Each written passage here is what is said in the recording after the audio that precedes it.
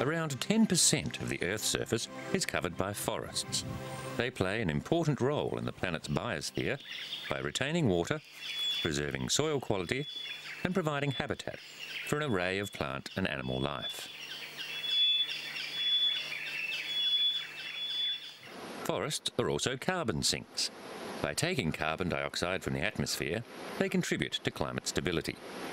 With widespread deforestation, this is changing.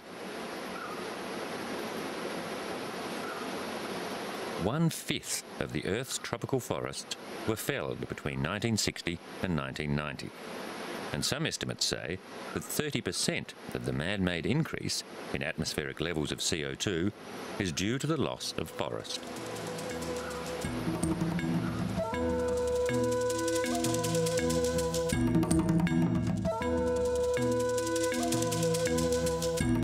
The world's forests are dwindling from the pressures of increasing human population. During the 16th and 17th centuries, Europe lost much of its old woodlands because of the demands of shipbuilding. Today, unsustainable logging and slash-and-burn agriculture continue to erode the Earth's great forests. Forests are a vital part of the planetary biosphere. The single most important step humanity can take to minimise the effects of climate change is to preserve the areas of forest that still remain. In southern Sri Lanka, the Sinharaja rainforest has been listed as a World Heritage Area. The 12,000 hectares of protected rainforest is home to a range of species found nowhere else. Strict enforcement of laws protecting Sinharaja has stopped illegal logging and informal cultivation in and around the forest. But changing weather patterns mean that rainfall has become inconsistent, and when it rains more heavily than before, triggering landslides.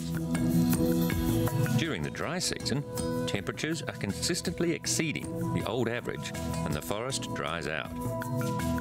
The effects on the forest are starting to show, with important trees like the kittul and the nar dying back. Once common species, these trees are becoming scarce as the region dries out. At the western corner of Brazil's Amazon, it's not just the forest that is under threat, but the traditional inhabitants as well. Previously, the isolated Ashaninka Indians had used violence to resist the pressure of miners and loggers from the outside world. Living on the margins of the Ammonia River for the past 400 years, the Ashaninka are one of the largest indigenous groups of the Amazon that have managed to maintain their traditions. Today, the Ashaninka are using education to preserve their culture and lands. They have established their own school dedicated to preserving the Ashaninka culture and fostering the spread of environmental awareness. Through environmental projects and the production of traditional food, this tribe is offering aid to other indigenous groups, taking part in their new school for people of the forest. It is the first school to be designed by the Indians themselves. The regular classrooms have lost their place to a more dynamic structure, as students spend part of the day out in the open. The idea of building a school came from the tribe's leader, Benki Pianco. The school's objective is to provide Amazonian residents with knowledge that will enable them to make a living without harming the environment. The Ashaninka school is not limited to Indians. It takes in loggers, rubber tappers, and even researchers who want to gain or exchange knowledge with the local people. The emphasis here is on integrating knowledge of the forest with practical skills. Students will leave knowing how to make a living and how to keep the forest living. The Accra State Government has made Francisco Pianco, Benki's brother, Secretary for Indigenous People in an effort to push forward similar projects. Over 20% of the Amazon, the world's largest tropical forest, has already been destroyed. The Tai Forest National Park in the Ivory Coast is the largest remnant of a primary rainforest that once spanned 5 countries. Gebegebe Kale runs a conservation project for the World Wildlife Fund. He has set up a program to educate children about their environment. But loggers are hard at work on the fringes of the park. They have government permits to work there, provided they don't operate in the national park itself. Since the 1960s, the forest has been steadily destroyed, cut down for timber and cleared for farmland. Timber is big business in West Africa, and it's one of the Ivory Coast's most lucrative exports. The giant hardwood logs are trucked to the port of St. Pedro, and a tight permit system prevents the movement of illegally harvested lumber. Chimpanzees live in the rainforest, but it's rapidly shrinking, and there are only 1,500 left. The chimpanzees are hunted for bushmeat. This meat is said to come from neighbouring Liberia. The park's rangers are out to stop poachers, but the tracking process can take a week in deep forest, and though poaching in the national park has been reduced, the bushmeat trade still thrives.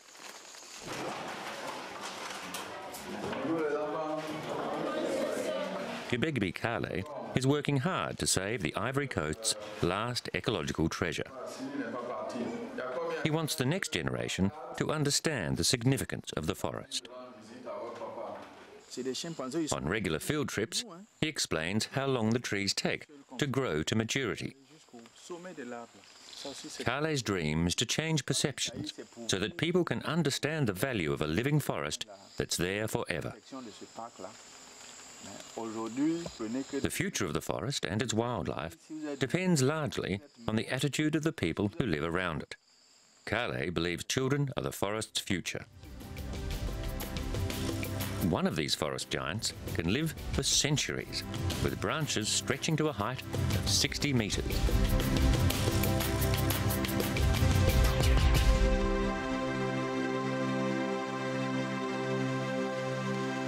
Kakamega Forest National Reserve is Kenya's only tropical rainforest. It is a remnant of a prehistoric forest that stretched from West Africa to the Rift Valley. Like other rainforests, it is rich in different plant and animal species, and like other rainforests, it is under pressure.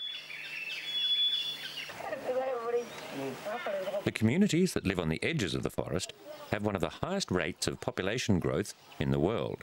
These people use Kakamega as a source of firewood and even for medicinal plants. The Mondia plant is said to reduce blood pressure, to relieve allergies, to stimulate appetite, and even to act as an aphrodisiac. So popular is the Mondia plant that it is in danger of being wiped out.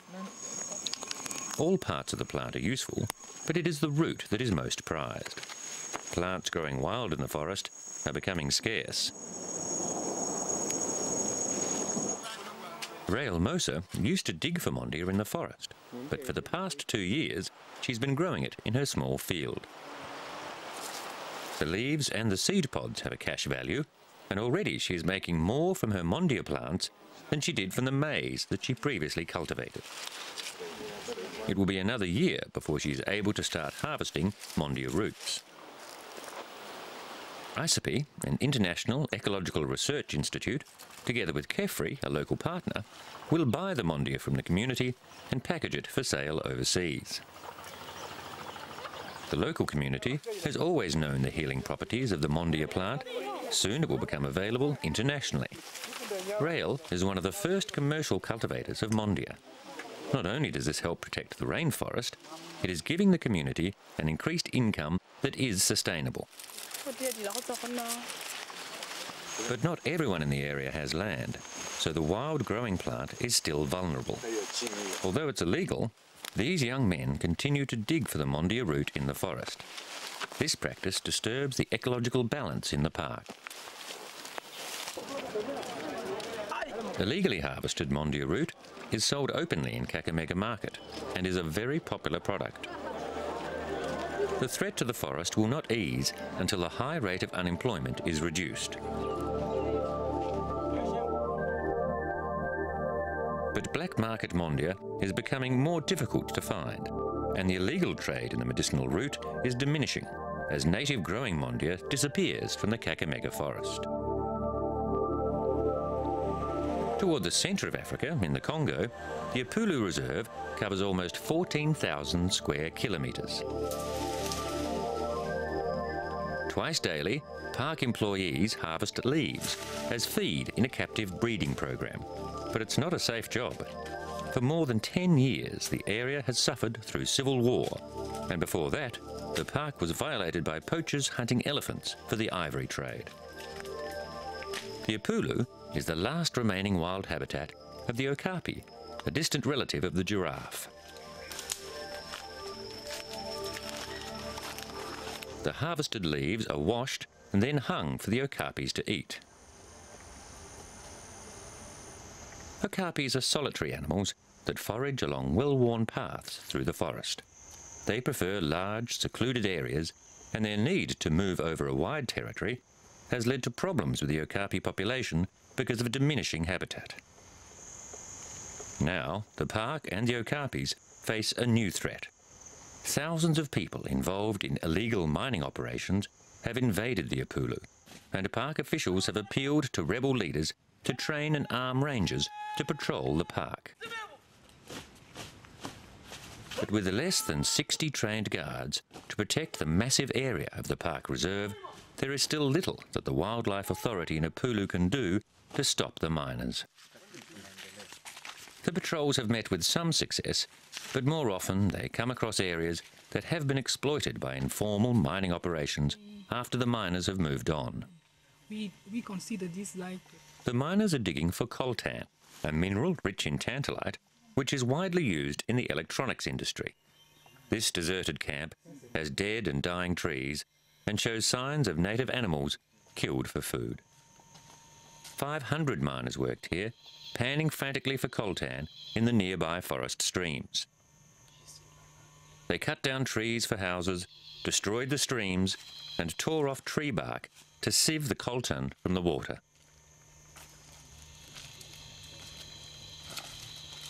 Further on, the patrol finds a group of miners quietly at work. These are local subsistence farmers, hoping for quick riches. Typically, they are paid only a fraction of the mineral's true worth. The people funding such operations are rarely caught. Their equipment is confiscated, and they are led off to trial at the Wildlife Reserve headquarters. Again, economic hardship pushes people to make a living in any way they can, and some individuals have been convicted of the same offence a number of times. Back at Epulu Base, rangers show confiscated weapons and ivory. Between 10 and 20,000 okapis remain in the wild. Though they are not endangered, they are regarded as under threat from poaching and habitat destruction. The captive breeding program at Epulu receives support from UNESCO, the Frankfurt Zoo, and the Wildlife Conservation Society.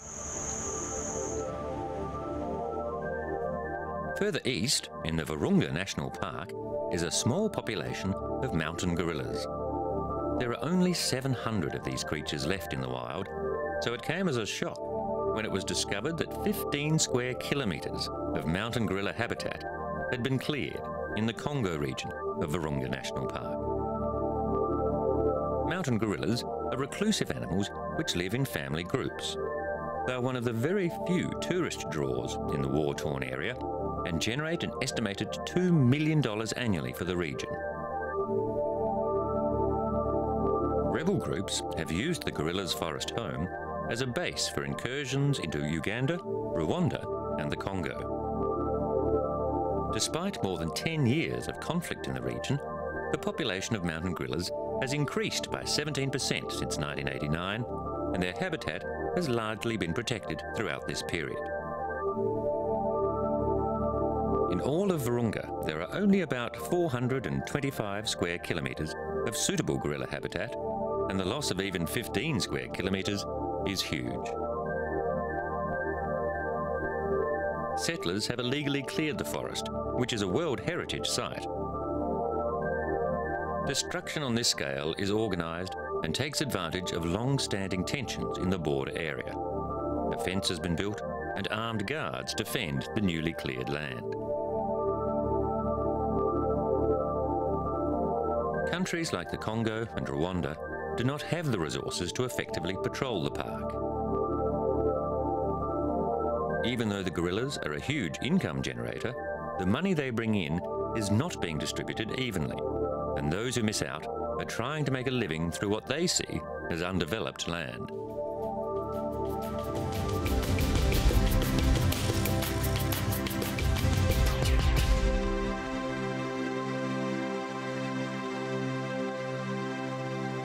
The Sima Biodiversity Conservation Area in Cambodia's Mondulkiri province teems with wildlife. In a cruel irony, the area has been protected from agricultural development by war. The Ho Chi Minh Trail, a vital supply line during the Vietnam War, passed through this part of Cambodia and was heavily bombed by American warplanes. 40 years later, the area has largely recovered. Now the Wildlife Conservation Society is attempting to see just what animals are living in the area. These relatively simple cameras have a sensor that triggers the shutter as soon as it registers movement. The cameras are fixed to trees and left for a month. The cameras have been in operation in the forest since 2002, but recently the data collection exercise has been targeted on the tiger population. As few as 5,000 tigers survive in the wild, down from some 100,000 a century ago. But the cameras will photograph anything that moves, like this leopard or this sun bear following a scent trail. This Asian elephant was caught digging a mud hole in the small pond they had hoped would attract a tiger. And this Southeast Asian gar is a type of wild cow, also at a waterhole. The black-shanked duok is a primate previously thought to live only in Vietnam. According to the WCS, at least 42 threatened species are thriving within the Sima biodiversity area. Evidence like these elephant tracks are common. In March 1970, 48 American bombers under secret orders crossed into neutral Cambodian airspace. It was the first of more than 3,000 missions that dropped 100,000 tons of bombs on eastern Cambodia.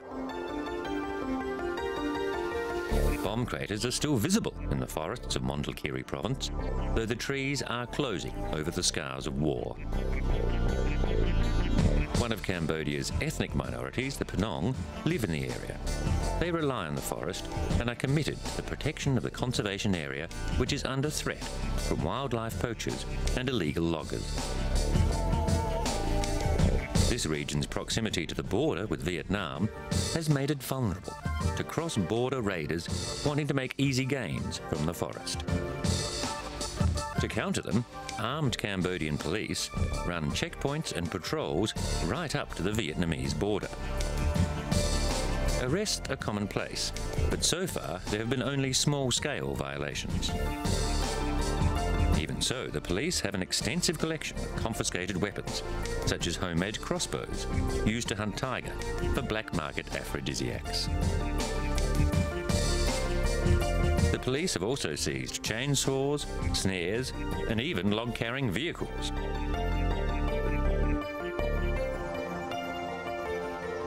After a month, the forest cameras are collected. They still use 35mm film because the simple technology is reliable and works well with the local infrastructure. The film is taken to Phnom Penh for processing and analysis. Skilled observers can recognise individual animals. Not only are they able to register the diversity of creatures in the area, they are able to calculate population densities. The zoologists are excited when they see young animals because they indicate a healthy and expanding population. Mondulkiri is a remote and little developed province in Cambodia. Its small population and the fact that only one major road connects it to the rest of the country have tended to protect the area from unsustainable practices. Extra population pressure could cause subsistence activities to expand to industrial levels, with unique flora and fauna being lost. Just 30 years ago, there were only 200 golden lion tamarins left in the world. thanks to some hard work by international conservation organisation the World Wildlife Fund, a recent birth has brought that number up to 1,000. The WWF has been involved in a desperate bid to save the tamarin and its Atlantic forest habitat. In the early 1970s, due to habitat destruction and because tamarins were popular as pets, there were only a few hundred left. Animals that once were pets are fitted with tracking collars before being returned to the forest. This means they can be monitored to make certain they are readjusting to an independent life. Increasing the populations of animals on the verge of extinction isn't easy. To save the golden lion tamarin, they need to save the forests that it lives in. And they are only found in the Atlantic forest in Brazil's Rio de Janeiro state. Along the coast, the forest has been lost to urban development. Further inland, it was cut for agriculture or cattle pasture. After the forests of Madagascar, the Atlantic forest is the world's second most endangered vegetation type. An education centre has been built in the Poco das Antas Biological Reserve to help visitors learn about the forest, and the program works intensively in local communities with remaining forest fragments. The local community has become involved in protecting its unique tamarins and the forest they need to live in. Once, the lowland Atlantic forest in the state of Rio de Janeiro covered an area about the size of Egypt. Now, less than 2% remains. Local farmer Luis Nelson is developing protected corridors of forest through his land. He believes it is important to act towards a better future for the next generation. Nelson gets help from non-government organisations, but he feels a responsibility to make a practical contribution to the forest. Replanting programs are in place to bring the forest back to areas where it has been cleared for agriculture. Around the world, 140 zoos are also involved with the Brazilian government in a joint captive breeding program. Golden lion tamarins born in these zoos will be sent to Brazil to be released into their natural forest habitat.